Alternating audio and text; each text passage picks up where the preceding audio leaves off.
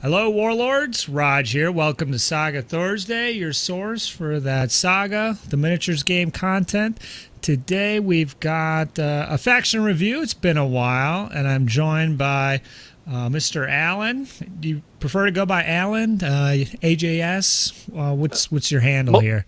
Most of my wargaming friends call me AJ. It's a family AJ. nickname. I got introduced to the hobby by a family relative, so AJ is good.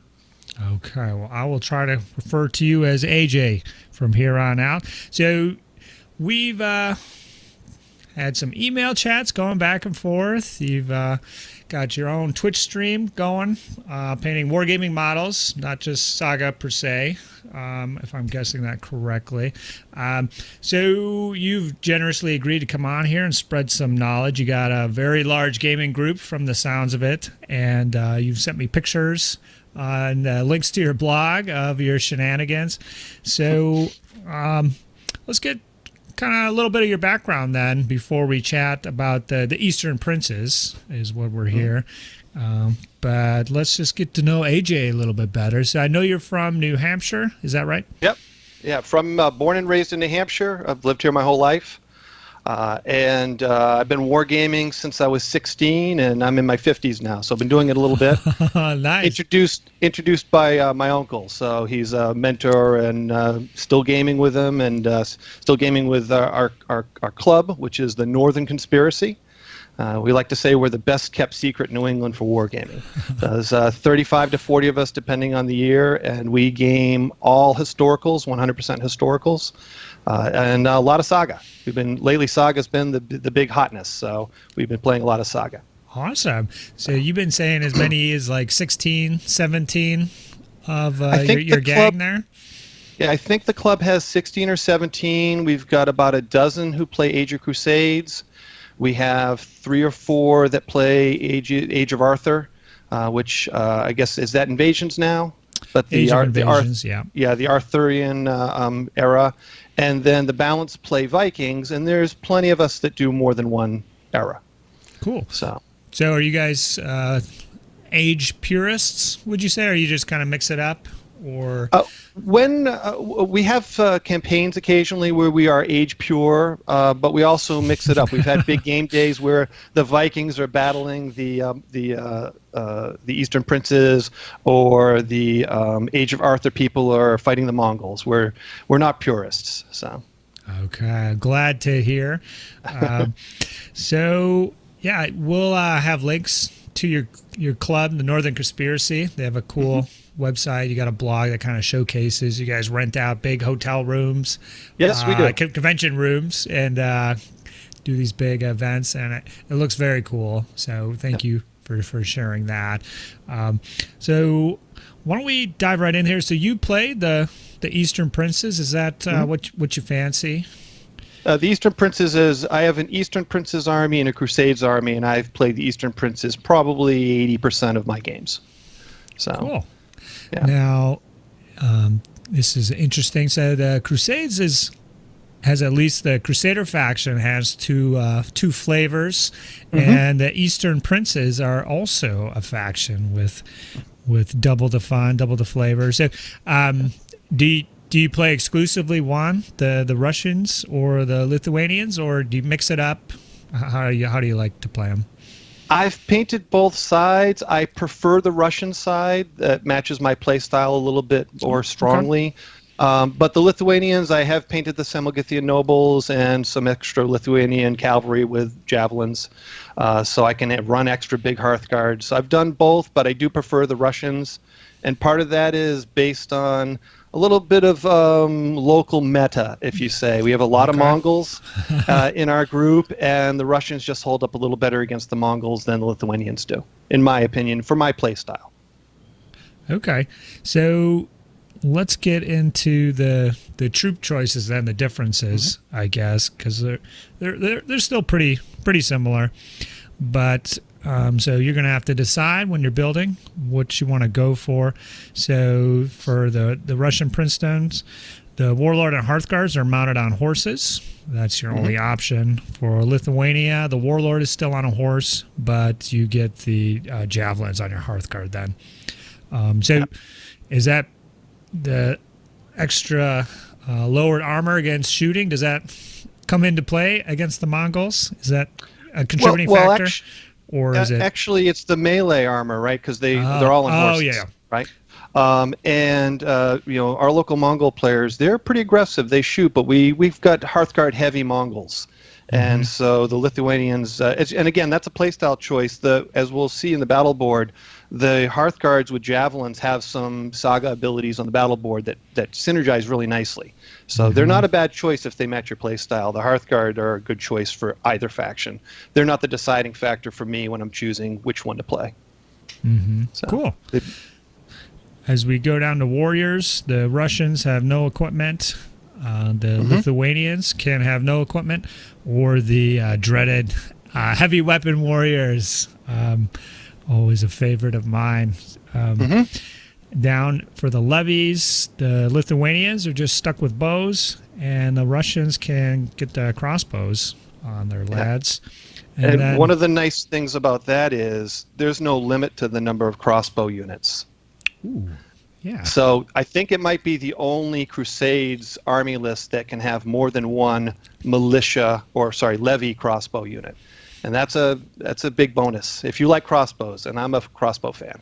Okay, yeah, that's a good point. So in the prior edition, it was mainly just warriors with crossbows. The levy that got an extra penalty, so I guess I haven't gone through, but that additional.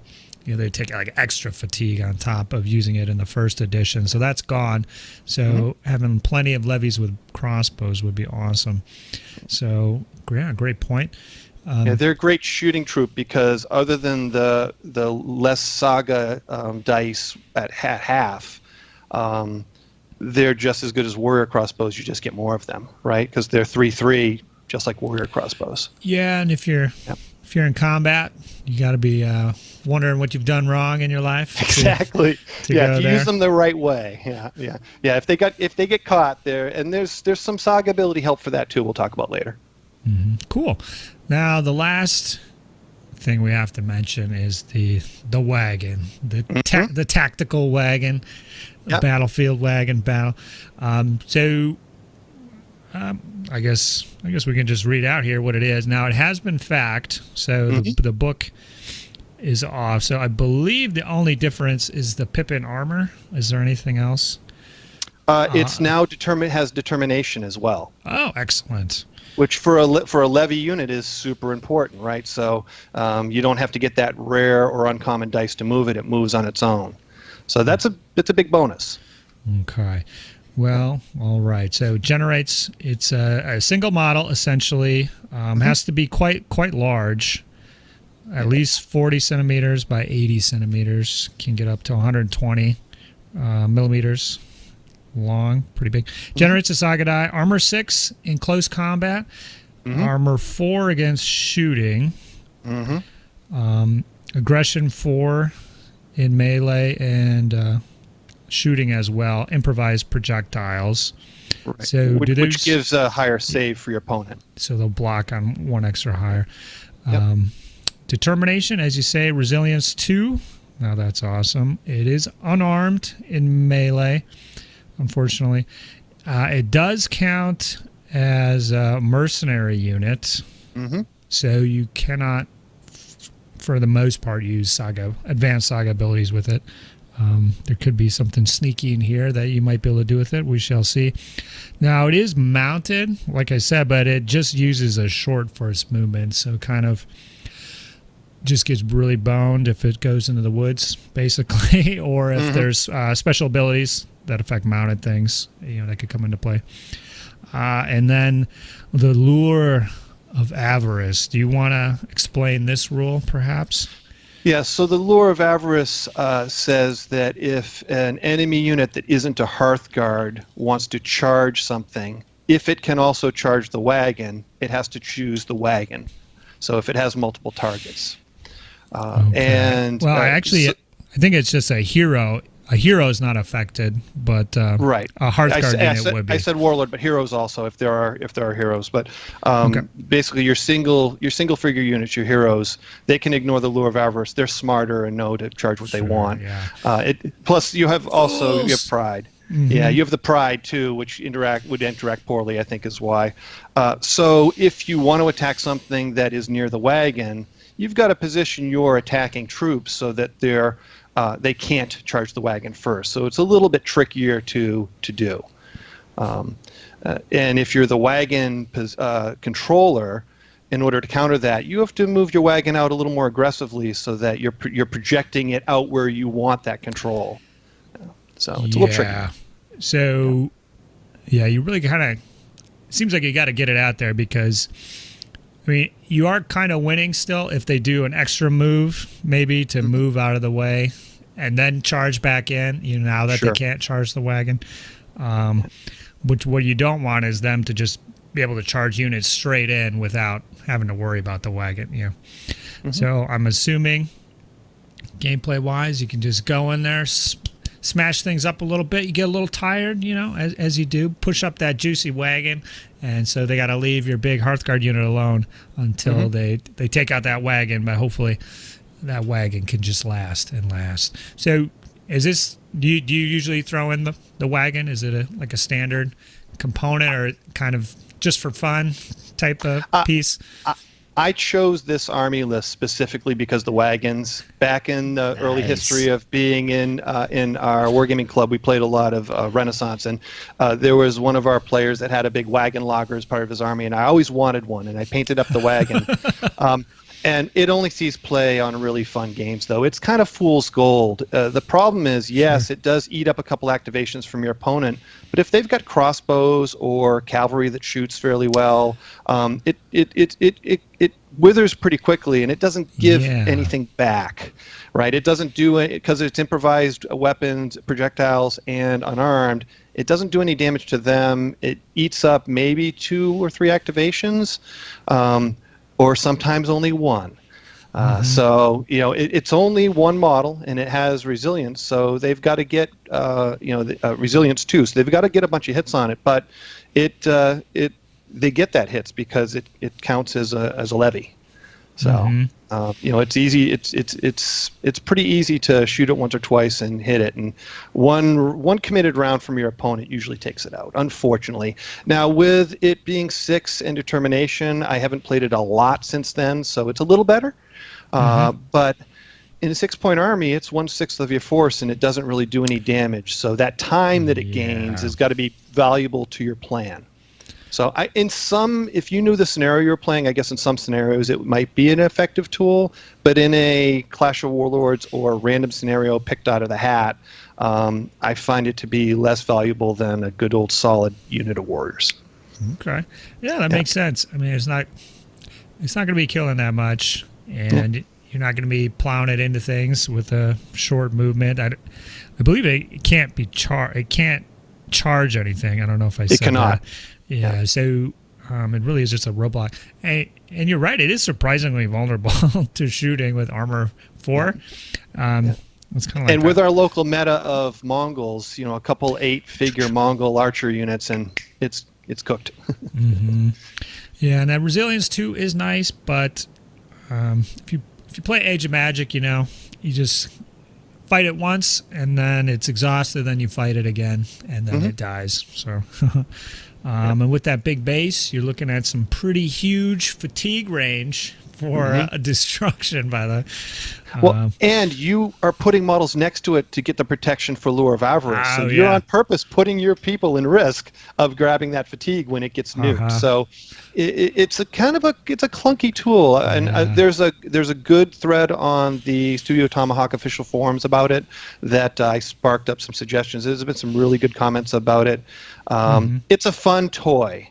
I wouldn't bring it to a tournament, and I think that's a good way to say it. It for a friendly game, if you're going to set up a game against a friend, it's fun. So. Well, I think that it's a good summary. The fool's gold, as you say. I like that description. I stole that quote from the forum. I think it was someone else's quote, so I have to give attribution. At least they be in the comments below. Okay, cool. So just as we go through, we're going to go through the advanced abilities here. So it sounds like you take some levies, maybe you take some Hearthguard, assuming you have some warriors and foot mixed up in there too. Do you usually take a little bit of everything with this army?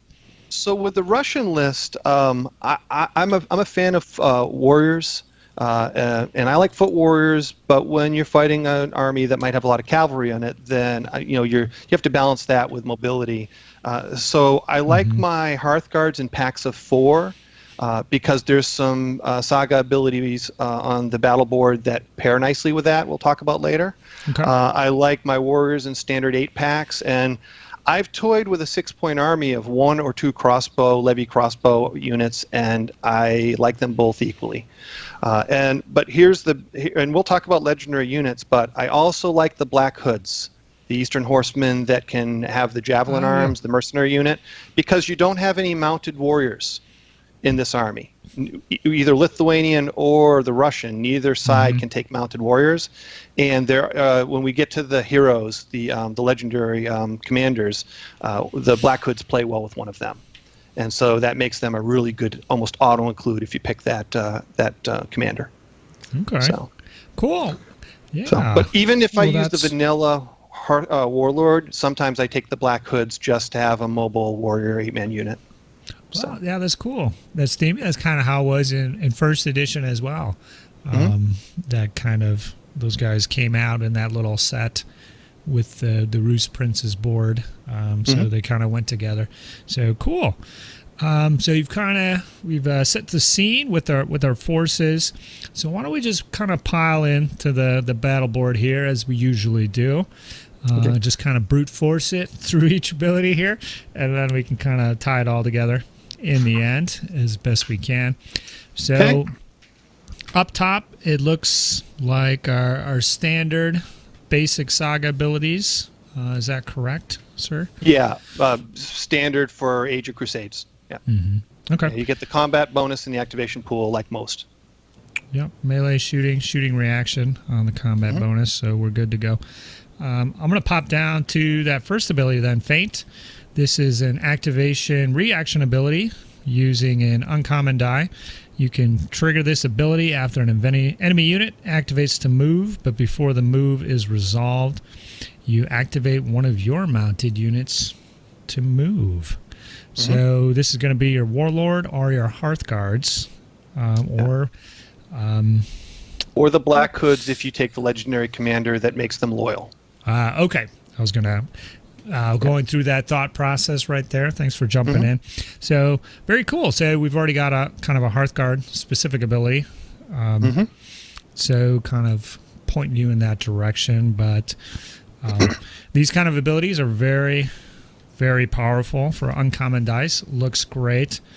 Now this one is interesting because you are vulnerable to a charge activation or a shooting activation, but a move you could essentially get out of the way. So this triggers after any unit activates to move, so I prefer to save this until the last unit activated. So that's a little tip. That way you get that. Say an enemy comes and they shoot you and then they run away. You can chase them so that you're within charge range, especially with your with your Hearth Guard. Like I said, I face a lot of Mongols, a lot of cavalry armies, and so a double activation to get out of charge range is a very common thing for most mounted, particularly shooty types. So this lets you chase one of them down. Okay, great. Yeah, that was going to be my little kernel after the Spanish battle board review and then the Welsh too, especially kind of with Hearthguard.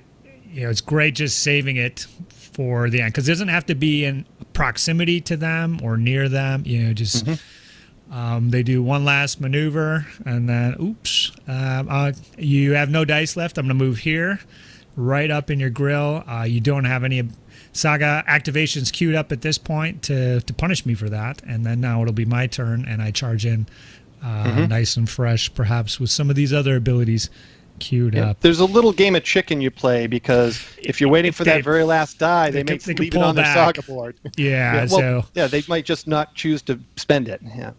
So. But you know, so even then though, you're affecting your opponent, getting inside their mind, so even if you just end up having that till next turn, that seems all right too. So Nice little ability there. Do you want to pop down to ad nauseum? Yeah, ab nauseum is it's a common or a rare. For each melee ability, for each result of 6 or higher on your attack die, you may immediately re-roll a die which did not score a hit. And if you use a rare, any attack dice that score a 4 or more generate you one of those re-rolls. So this is a really good way to give your small Hearthguard units some punch. Because you're not rolling as many dice, but you've got a much better chance that more of them are going to hit.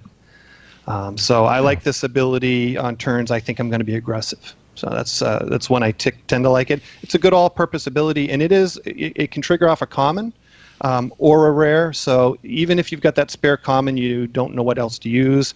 This is one of the places where that extra one after you've done the really juicy abilities. This is a good filler. Mm-hmm.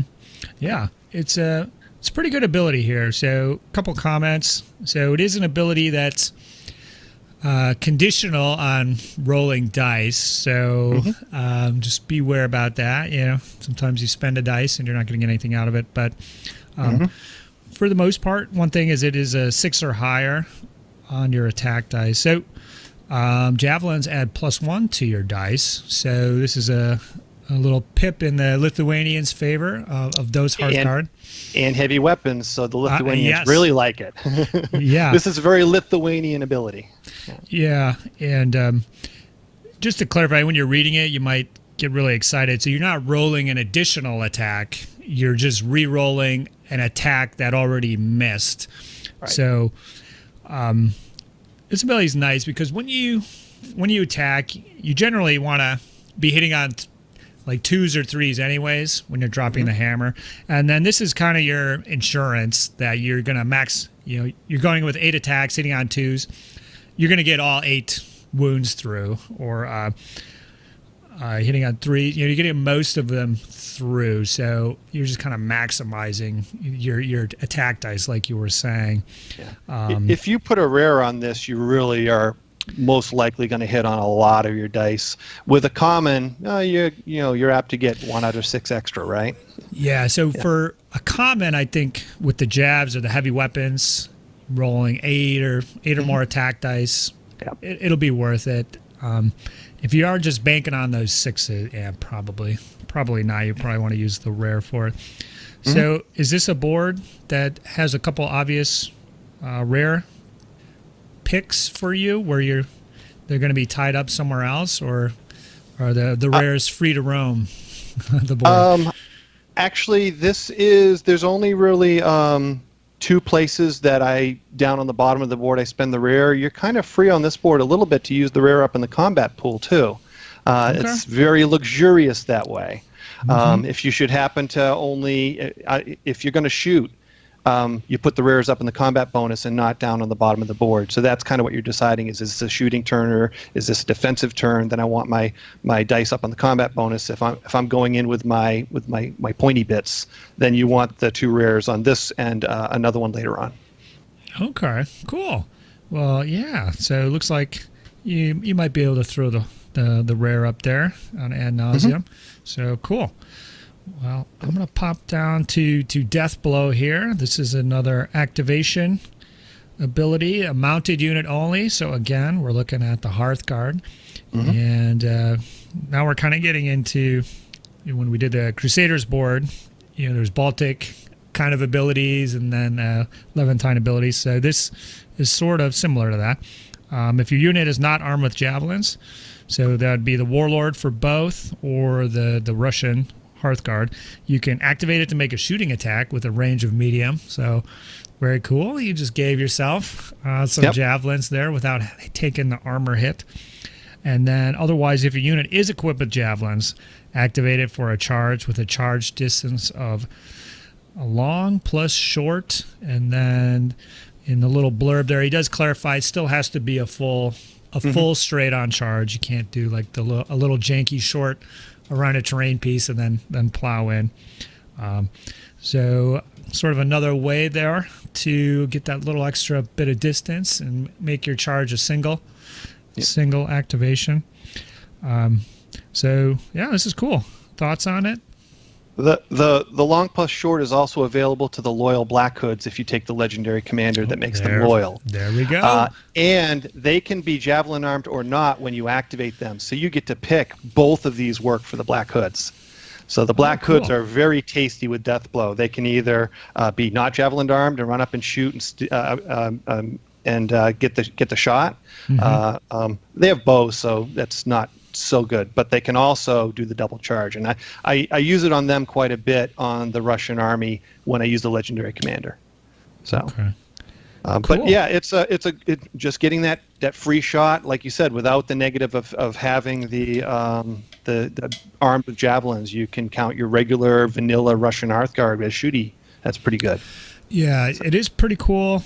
I guess one thing to point out is sometimes abilities like this will say that it's a free activation or something like that. So unfortunately this one doesn't have that. So if you do move and then pop this, you will take the fatigue at the end of that, unfortunately. Now, a lot of abilities do have that wording, but this one doesn't. So it sort of works almost just like a javelin, but not quite. It takes them that extra time to pull them out of their backpacks there, I'm guessing. Yeah, they don't get the freebie. They don't get the freebie. So, okay. Cool. Now, do you want to talk about the Brothers in Arms ability? So, Brothers in Arms, it's a common die. It's a melee foot unit, and it's an important foot unit. The wagon doesn't count because it counts as mounted. If your unit contains more figures than the enemy unit, gain 1 defense die for each figure you outnumber them by. So if you're running around with penny packet of 4 warriors to get the extra Saga dice, this ability doesn't do you much. But if you're running 12-man crossbow units, this makes them very resilient. Very resilient. So this is, for me, if I'm running crossbows, this is a must put first die on ability. I will put the die here before I put a die up to activate the crossbows. It's that important. So this is one of my favorite abilities, and I use it. I use it as long as I think I'm going to get 3 or 4 defense dice. You know, once they whittle away a few of those figures, then this gets lost. So this is a beginning of the game ability.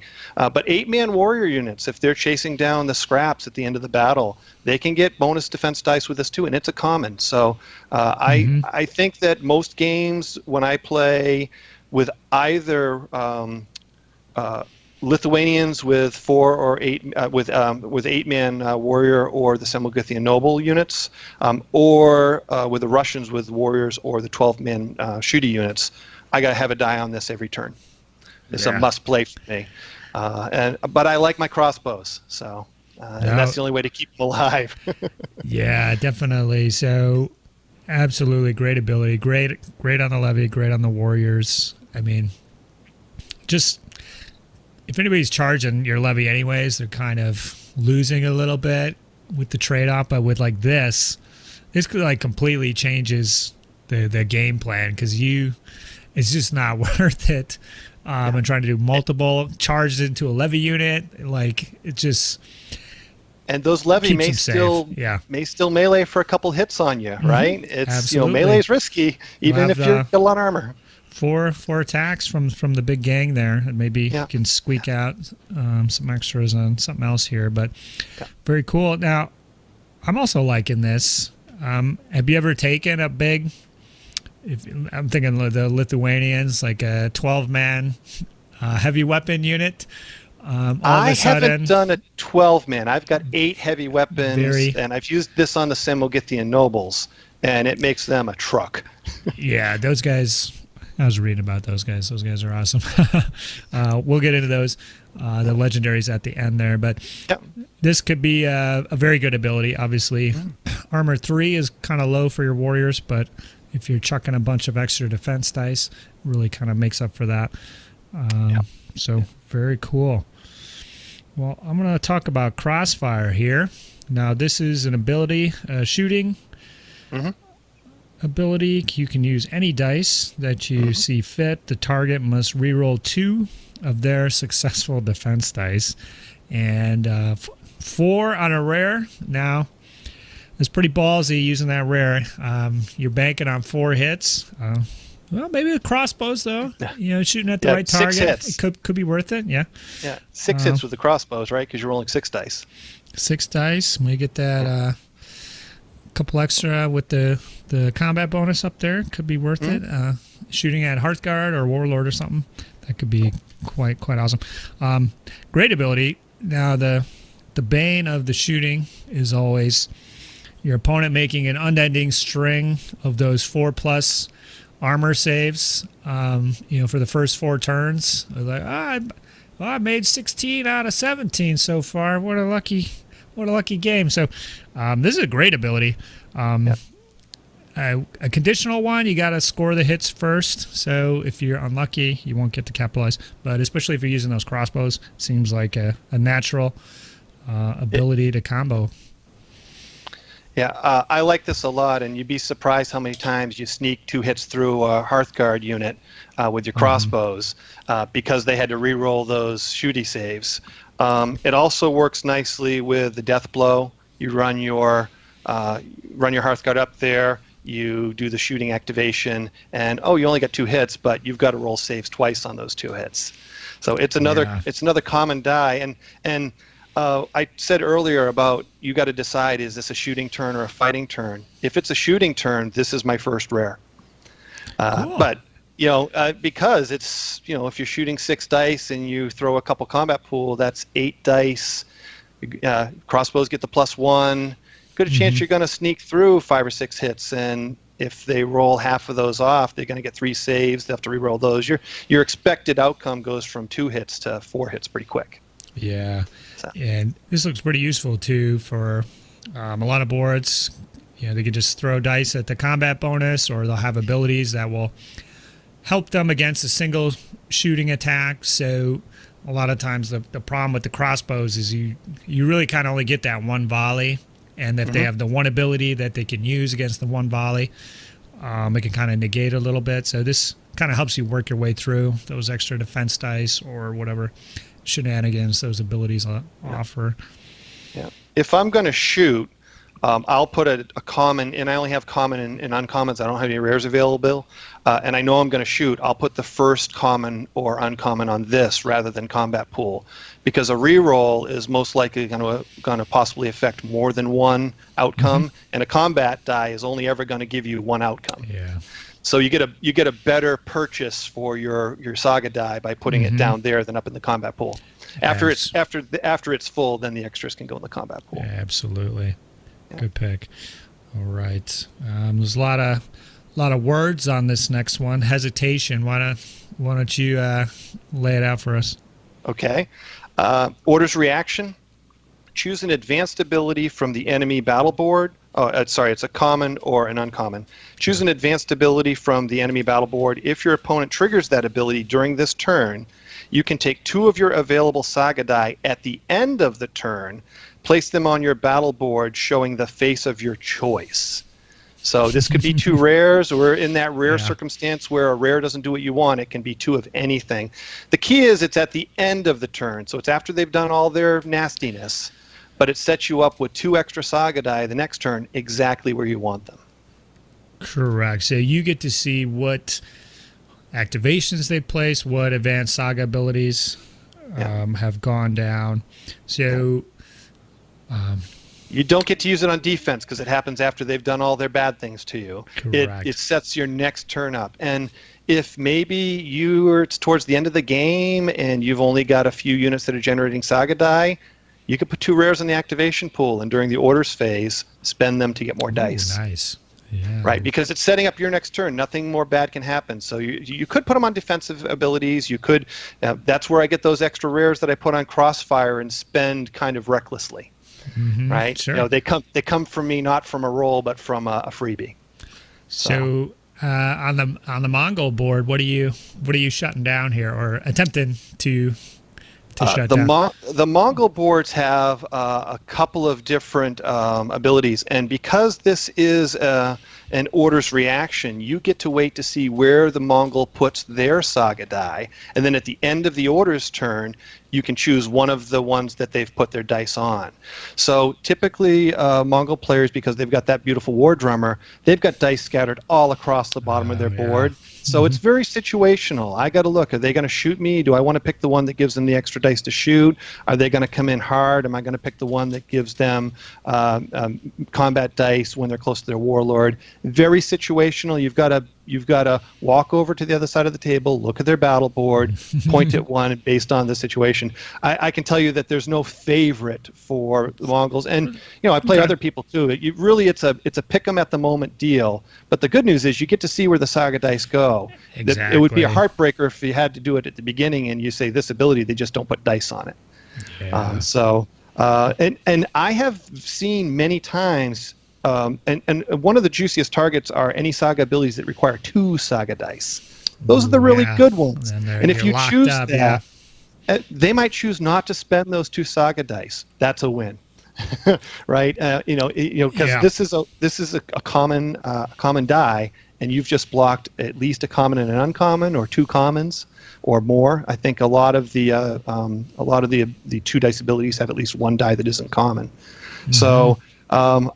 Hesitation, I don't always have the dice for it, but when I do, if I'm being particularly defensive on a shooting turn, I like to use hesitation, because I know that I haven't dictated where the action is next turn, and it's a good time to put a die on hesitation. Okay. Yeah. So, great point. It's a win-win type situation here, putting that dice down there. So very cool. I'm going to do Galvanized here, not to be confused with Age of Invasion Britain board abilities or special rules or text or anything there. This is a orders ability, so it's on your turn. If the enemy warband has 3 or more fatigues, remove a fatigue from 1 or 2 of your units. So this is an uncommon or a rare. Wow, great ability. So this is orders, so this is one of those you can cash out and then go back to the activation pool and kind of get your dice back, perhaps. Once you're into turn 3 or 4, there's definitely a lot of fatigue out there. It doesn't seem like there's going to be a lot of times you won't be able to use this. So this is a great ability. If you know you're going to be wanting to do Galvanized, you need to be a little more judicious about spending the enemy's fatigue. Our local crew spends fatigue like drunken sailors in a first port of call. And I'm part of that crew. I mean, I like to get those bonuses. But with Galvanized, I quite often will look across the board and count enemy fatigue before I decide to spend an enemy's fatigue in their turn. So I have this available to pull the fatigue off my army. So you need to watch the enemy's fatigue and say, well, about how many melees are they going to do? Where's their fatigue going to be? Can I afford to spend that fatigue, or is it time to take them below 3? So you do have control of this, right? Because you control whether the enemy's fatigue gets spent. Exactly. So yeah, that's a good point. Something to watch out for. But overall, great ability. Definitely seems quite useful. All right, a lot of text up here on the next one again here, so I'm going to let you take care of this one. And this is a common or an uncommon drug melee ability, Hearthguards or heroes, and so there's anybody who counts as a hero, and I think don't bannermen also count as heroes? The extra unit from the mercenary area as well, but Hearthguards and heroes possibly. Choose another friendly hero or unit of Hearthguards within M of your unit. Gain as many attack dice as that unit generates in melee. Each time your unit suffers a casualty during this melee, the chosen unit suffers 1 too. Each time your unit suffers a fatigue during this melee, the chosen unit suffers 1 too. So this allows you to use 1 Saga activation and draw some power from a neighboring unit at a cost. Yes. And the initial reaction when the battle boards first came out, when Age of Crusades came out, was everyone said, "Oh, this is garbage. Why would I want to destroy another unit just for a few extra dice?" That's what I'm thinking. I need you to set me straight here, AJ. When do we it use is this one? situational, but I use yeah. drug in this situation. Okay. We're getting, and this is the reason why I run my Hearthguard in penny packets of 4. So I like to use my Hearthguard 4-packs as an emergency relief valve if I need some flank protection, whatever. But most of the time, they stand near the warlord, and he fights. And I use them for the bodyguards rule, where I can take casualties off of them instead of the warlord. And in the case where that unit is down to only a couple of figures, then I like to use drug when attacking with the warlord.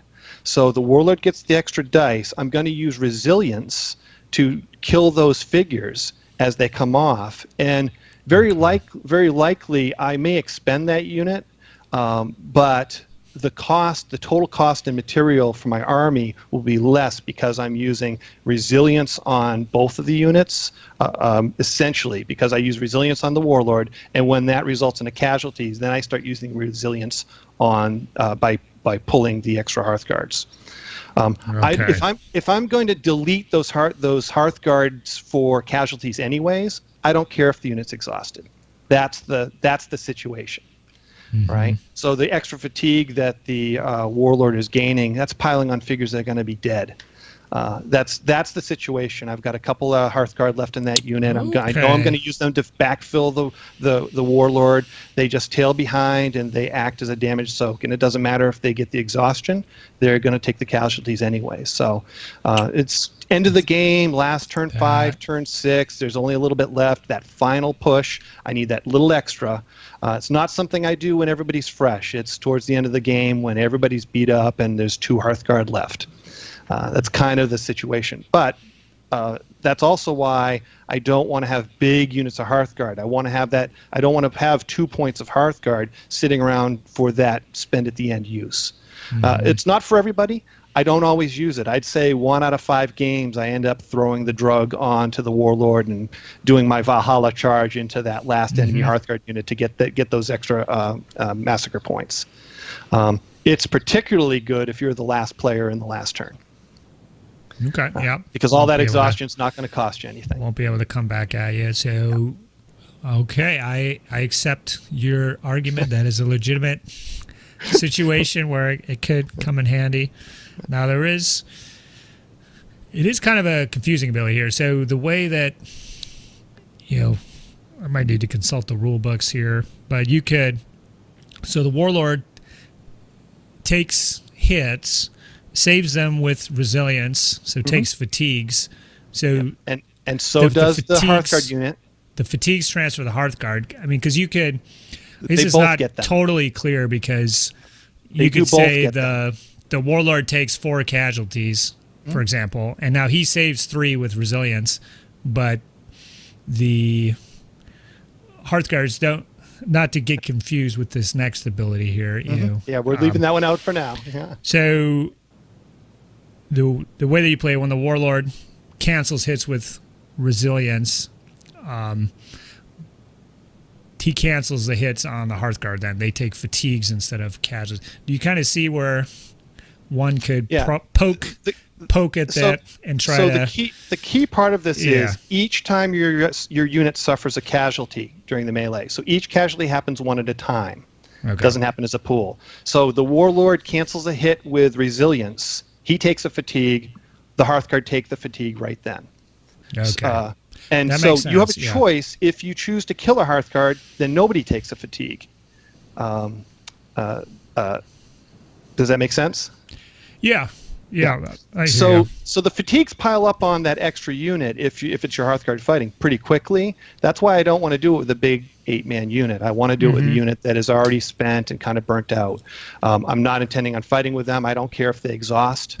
They're typically, by the time I'm using them for drug, they're hiding behind the warlord. If he dies, they die too. It's an all or nothing gambit.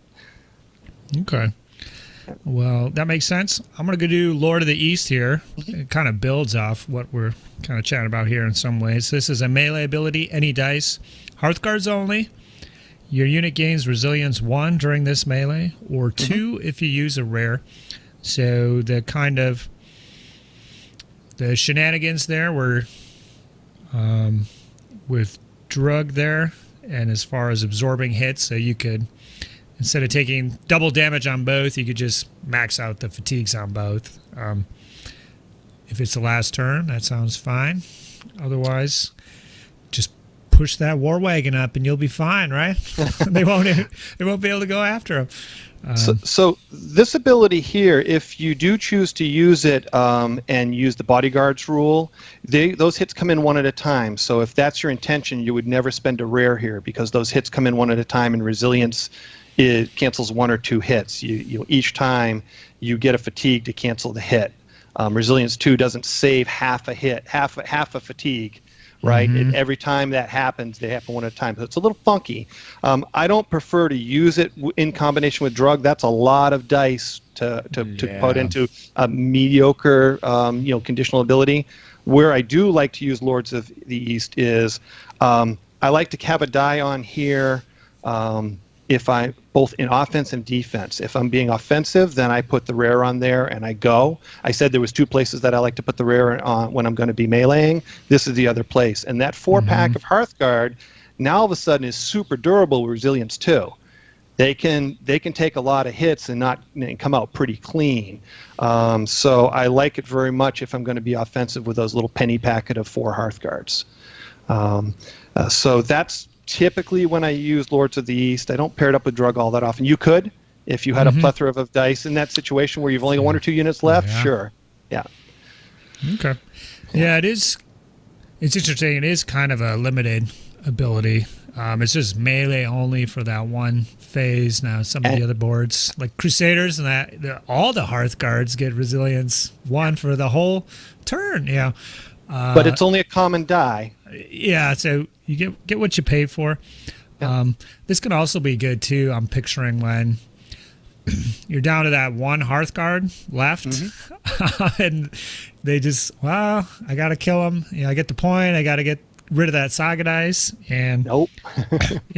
Who cares? I'll just absorb a complete round of attacks. Yeah, the rare says no. You're not killing me. You're not killing me this turn with that. With the rest, the remnants of your army. Yeah. Will not be this day. Yeah. So cool. Could come in handy, but generally I don't like the resilience abilities on the actual units of troops versus the monsters, because they can just kind of burn you on the next one. If they just. Like if you did this on a 8-man Hearthguard unit, whatever, soaked 3 attacks, well, next turn they just burn them all, and then you're just completely obliterated. So you gotta find your timing, find your rhythm when you want to pop that. Definitely. Trust yourself, and you will know when the time is right. Okay, well, I'm going to give you the honor of the last ability here, Timorous Advance.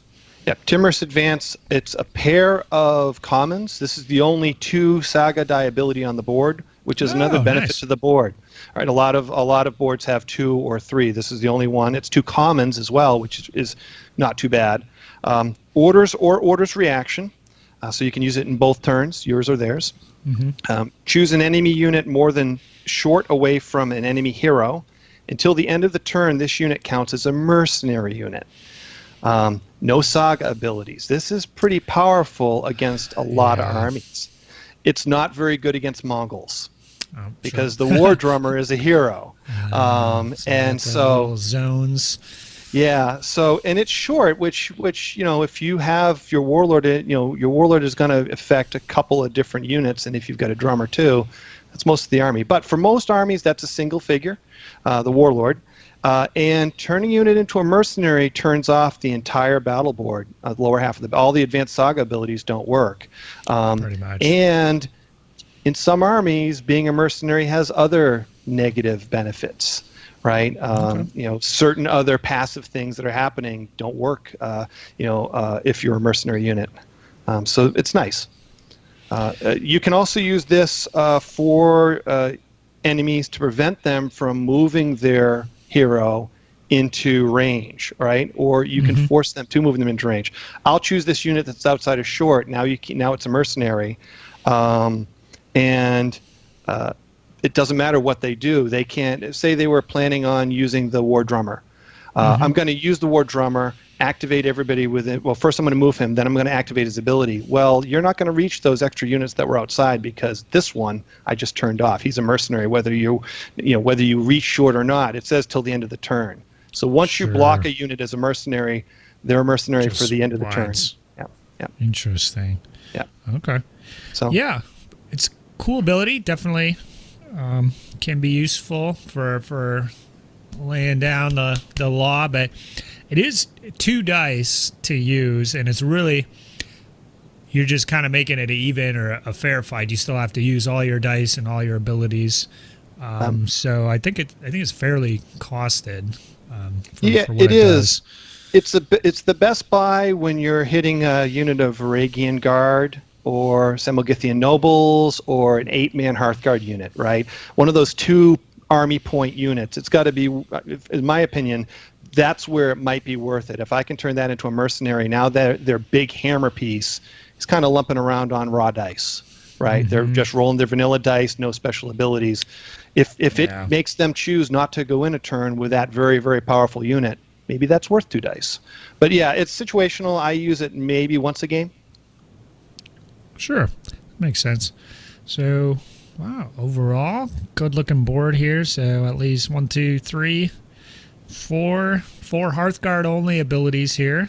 For the most part, maybe Hearthguard heroes as far as Drug goes, but you need at least one other unit for the Warlord to benefit from that. So very cool board. Kind of drives you towards an elite, kind of a speedy mounted force, but definitely some reasons to take the foot sloggers as well. So yeah, even with my built-in preference for foot sloggers and warriors in general, you have to bring at least 2, but 3 is even better. Hearthguards. The board just rewards it. So. Cool. So do you still do the 4 packs if you have 3 points? Would you do 3x4, or would you kick it up to 2x6? I've done 2x6. If I choose to do 2x6, then I decide that Drug is most likely not going to play. Or it's going to play when one of those gets really beat up and only has a couple figures left. But 3-4 packs is also fine because you've got the defensive ability, Lord of the East. The 4 packs, if you're judicious about how many you attack with, you use Lord of the East on the first attack on an enemy, and then you send the second 4 pack in. Remember, those 4 packs, each one of those attacks gives a fatigue to the enemy, so you can increase your armor of the second unit using the enemy's fatigue from the first charge, right? So kind of use cavalry wave tactics is also okay with a 4-pack because the first 4-pack has Lord of the East to protect them, and so that's a good. It's a good point. So looking through it, and you talked about your preference for the Rus, the Russians. Besides that, Lords of the East, which is a defensive ability, but it's not giving you any extra dice. Nope. It doesn't protect against shooting.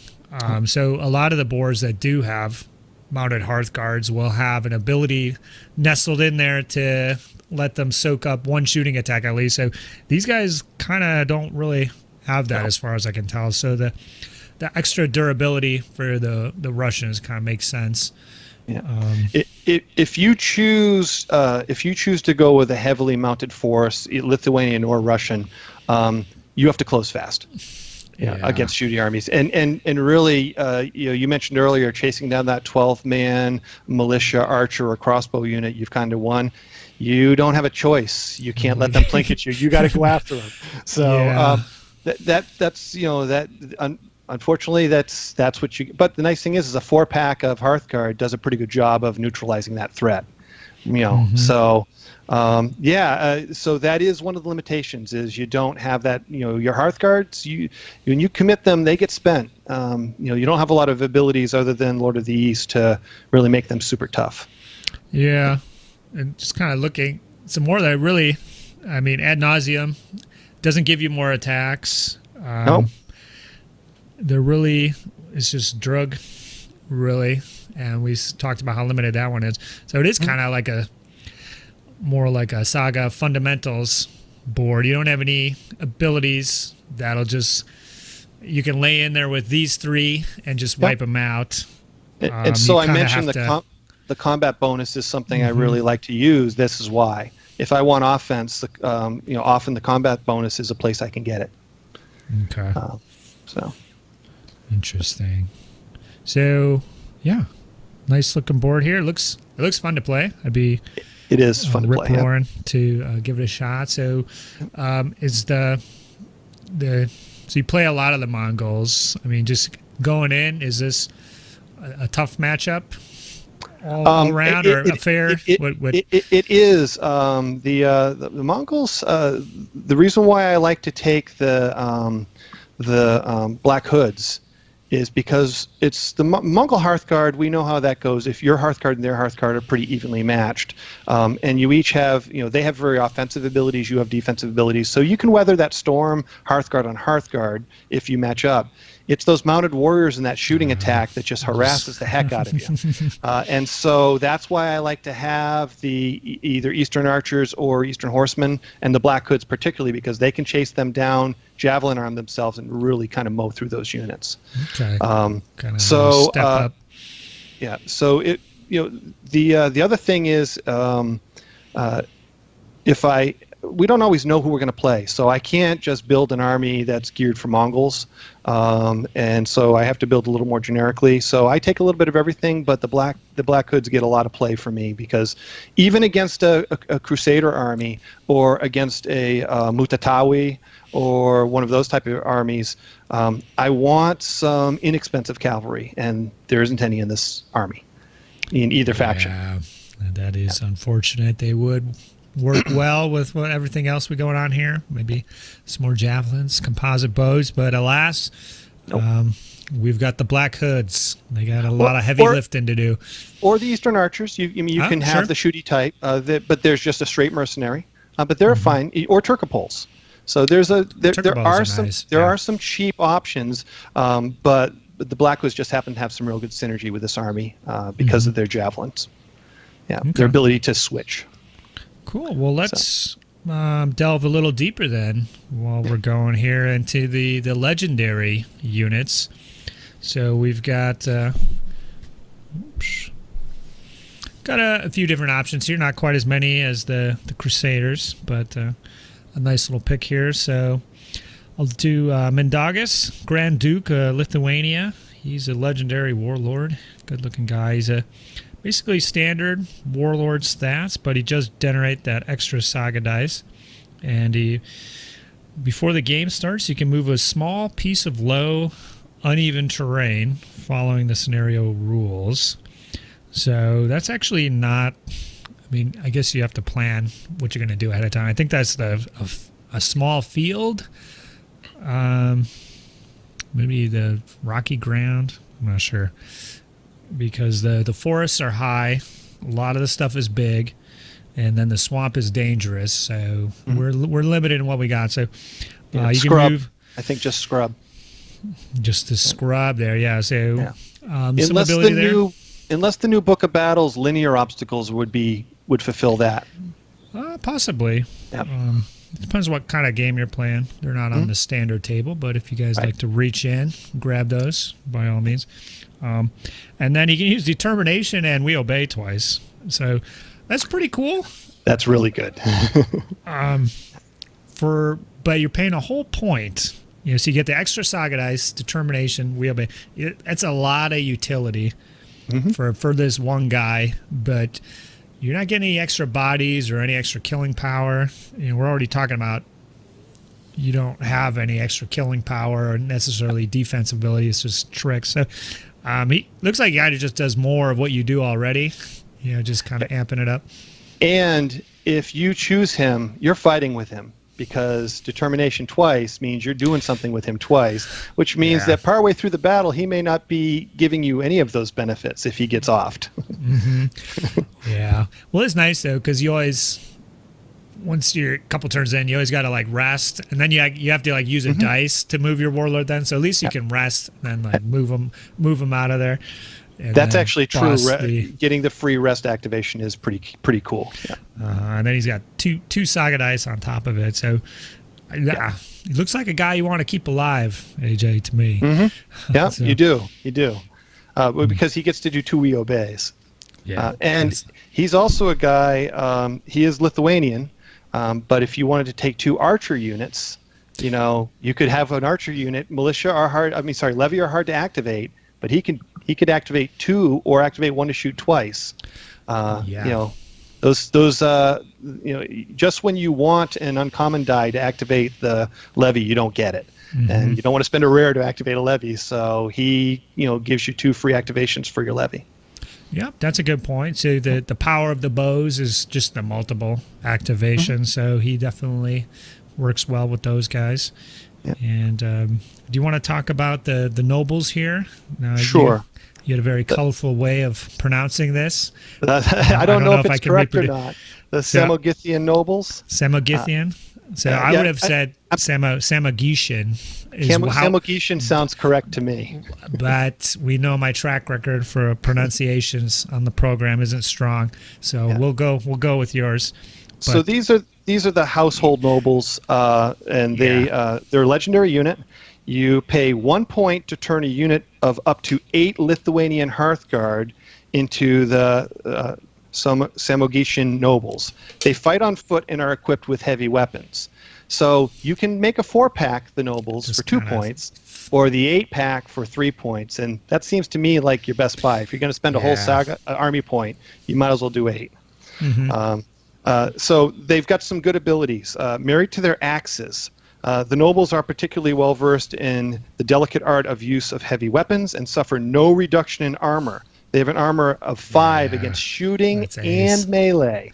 So that's they're the dream right there.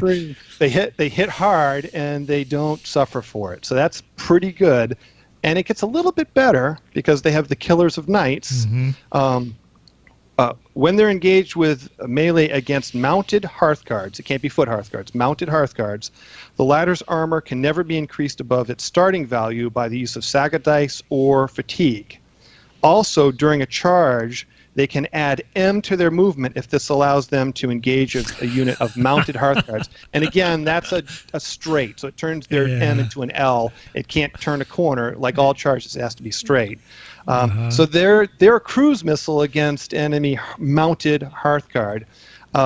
Now, in our group, we play the Book of Battles horse rule, that at the beginning of the battle you can dismount. And if you put the Samogitian nobles on the table, I might choose to jump off my horses. Yeah. Right? Like, no mas. You're gonna walk slowly over to me. In practice, people don't tend to do that. They in the heat of the game, it's not something people think to do. And plus, you're giving something up, and if they give up their mobility, that's okay too. They may not be the only Hearthguard on the table, but it's half your army. And it's half your army that can be fatigued, right? Because it's 1 unit of 8, and it's very specific. It's 1 unit. You can't split it back up into 2 4-packs later on. It has to be a single unit.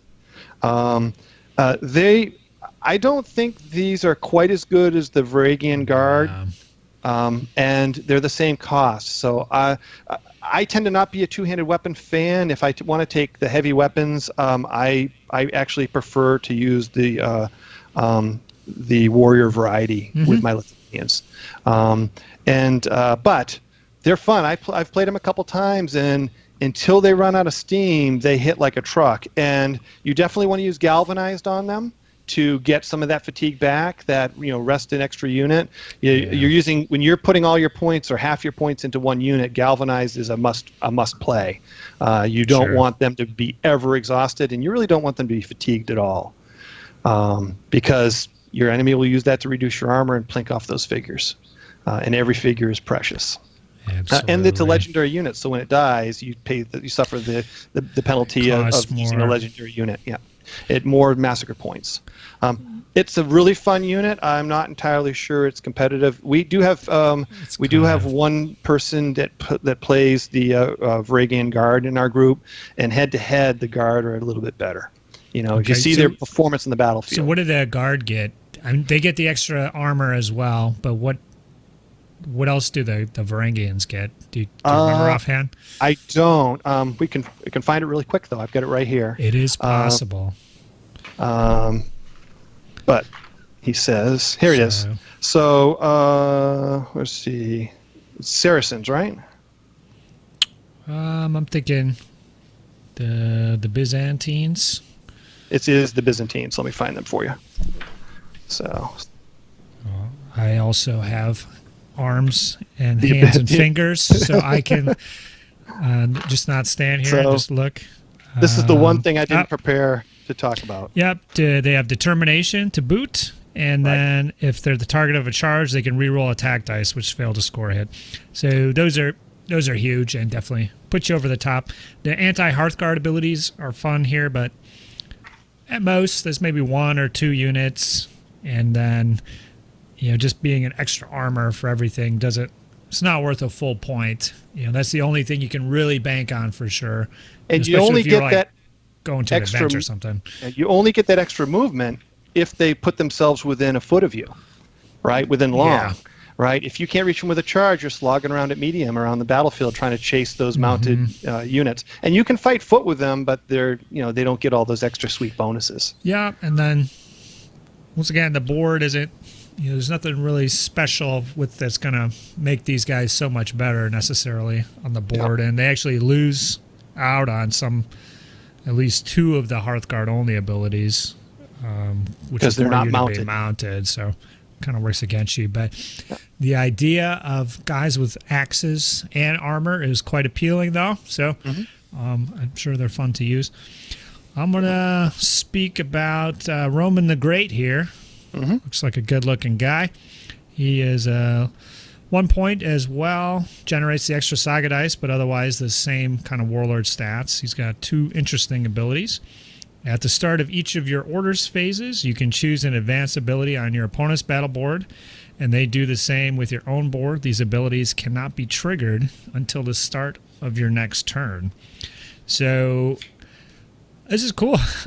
Just because of the order of it. So they've already probably have dice on their board somewhere, and you won't have left over from the previous turn. Yep. And you haven't put down any of your dice yet. So you're going to choose an ability that they have already put dice down for that they can't use.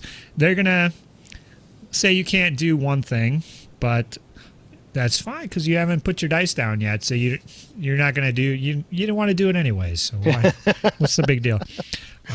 So that could be pretty cool depending on the power of the opponent's ability. The other one is Legendary Wisdom. During your opponent's order phase, then after they've rolled their Saga dice, but before they're placed, Roman himself can take 1 to 3 fatigues, and for each of those, he can force the opponent to re-roll one of their Saga dice. So he's the rare remover for you. So pretty cool. And this happens after they've rolled their dice. So I'm reading this as it's the initial roll. So if they re-roll roll a rare, you can't choose to take another fatigue, and you have to pick at the end of that first roll. I'll take 2 fatigue and you'll re-roll those 2 rares, or I'll take 1 and you'll re-roll that 1 rare. But yeah, he's the you don't get as many rare dice this game guy. And a fatigue, if you're not fighting with your warlord, you can use a rest to pull that off. Depriving your enemy of 1 rare a turn is a pretty big ability. I don't play Roman. I don't think it's enough for 1 point. In like a 6-point game, that's tough. Yeah, if you play 8-point game, maybe, but he's not my favorite. I think that's where he'd be fun. A lot of these guys in the 8-pointers are more palatable for that point hit if they don't seem that great. So, seems fun, not too crazy. You want to do Mr. Alexander Nevsky here? Yeah. This is my favorite hero of the Eastern Prince's Army. I've played him quite a bit. He's famous for the battle on the ice and his war. The Battle of Neva and his fight against the Teutonic Knights and the Mongol incursion. So he fought the Mongols. He fought on the Eastern Steppes, and he earned the respect of the Tartars. We'll talk about that in a bit. But in being a historical gamer, I like his backstory a lot. Legendary unit. He's a legendary warlord for 1 point, so he costs an extra point, and he generates 2 Saga die. Other than that, he's a standard warlord. Bodyguards, determination, presence, pride, resilience 1. We obey all the standard abilities. He has champion in battle. He made his name at the Battle of Neva. His reputation is such that the men regain their courage when he turns their gaze on them. So all of your units generate Saga dice until the last man when he's on the battlefield. So those 2 levy archers that are scurrying around in the back of the woods, Saga die. Yeah, that's amazing. It's so amazing. Awesome. When he dies, you don't get any of that, and it gets worse. So you don't really want to get him killed, but we'll talk a little bit further. By fighting the Mongols and managing to preserve the Novgorod Republic's autonomy, Alexander won the respect of these intimidating men of the steppes. Several of them fought under his banner, notably the Battle on the Ice.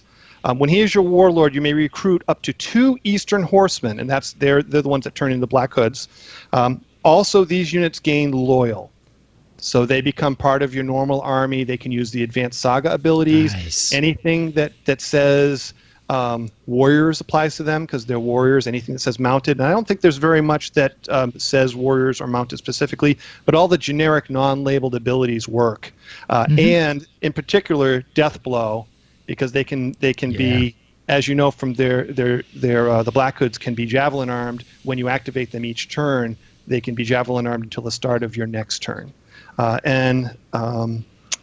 so they play really well, and you can have 2 of them, and so I've painted 2, and I've fielded 2, and they're really fun. I think if you're going to pick him, you should maximize the effect and go all out, grab both the Black Hood units or an Eastern Horseman and a Black Hoods, depending on your play style, and keep him alive by fighting with those guys instead.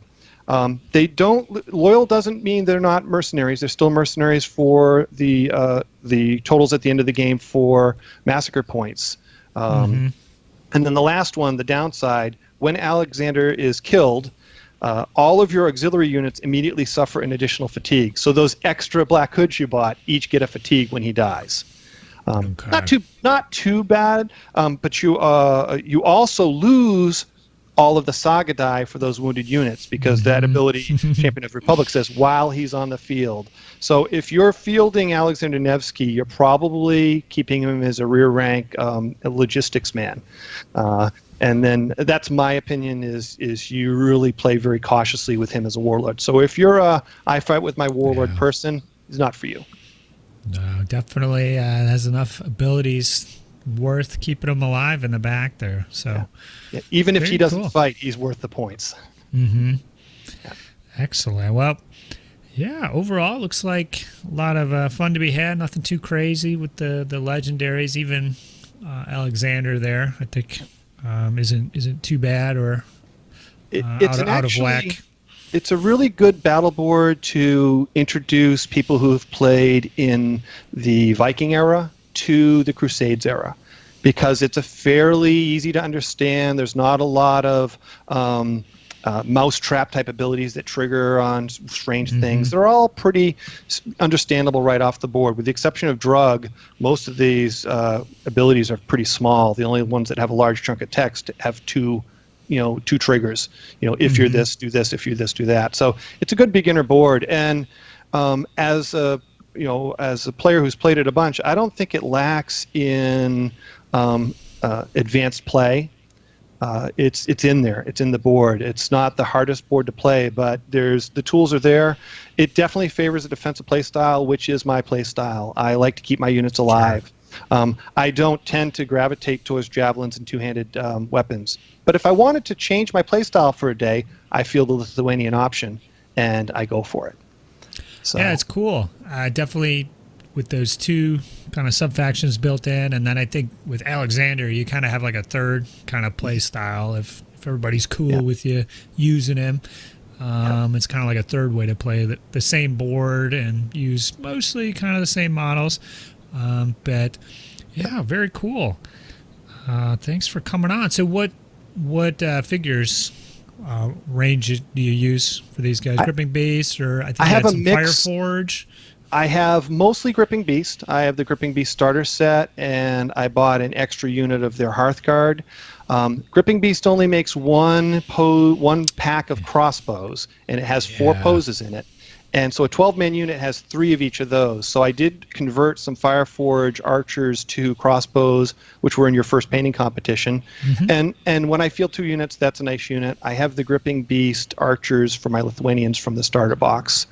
And then the balance of my Lithuanians are Old Glory, which is a U.S. manufacturer from Pennsylvania that they have a really amazing line. They carry everything, and their figures are very Gripping Beast compatible. And their Lithuanians, they have heavy Lithuanian cavalry and medium Lithuanian cavalry, and the medium Lithuanian cavalry has fur armor, big fur collars, and wooden shields. They could be good for pagan, northern pagans too.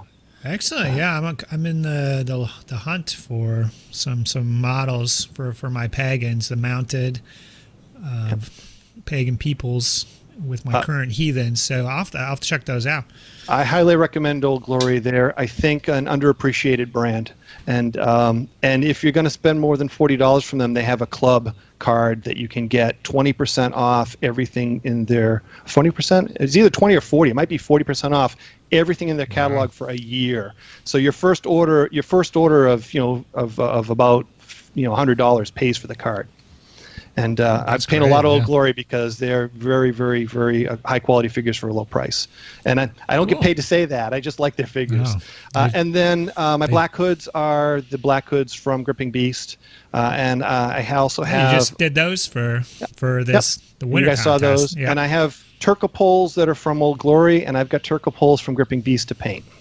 So I don't know why I need 2 units of Turcopoles. I just like figures. Never know. Yeah. Cool. Yeah. Well, yeah, I'm sure we'll be looking at those sprinkled throughout the video. You've probably already seen them by this point of the video, but for those that are watching this later, the Lithuanian medium cavalry, I kind of have the tan buff coats and the fur collars. You'll see them. They're fun figures to paint too. Okay, cool.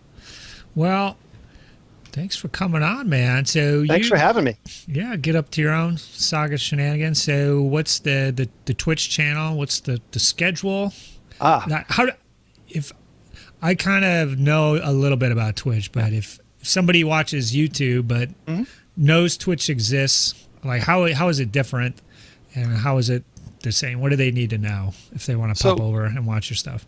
A lot of people know Twitch because a lot of game players stream their playing of games on it. That's what it's known for. But what a lot of people don't know who aren't gamers, older people like us, is there's a very huge creative community on Twitch. People that draw, people that paint watercolors and oil paints and sew and craft and do pottery and woodworking and paint miniature figures online.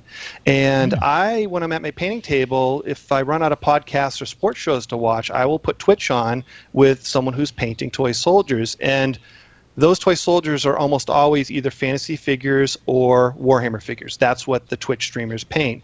And after about a year of doing that, I thought, well, I never see anyone paint historicals. I wonder if anyone would be interested in that. And so I set up a camera above my painting table and I tried it out, and it's fun. I'm really enjoying painting, and I have a conversation with the people that are in the chat. They can type to me while I paint. It's not a one-way thing. You can type and say something and say, why didn't you paint that shield yellow? And I can have a conversation with you and say, well, maybe I should. You forgot the boot, man. You forgot the boot. I stream Tuesday and Thursday evenings Eastern time, fairly early in the evening, because there's a lot of European people that paint. I like to catch both the European and U.S. people. And on Sundays around noon Eastern till the the early mid afternoons, kind of good for everybody.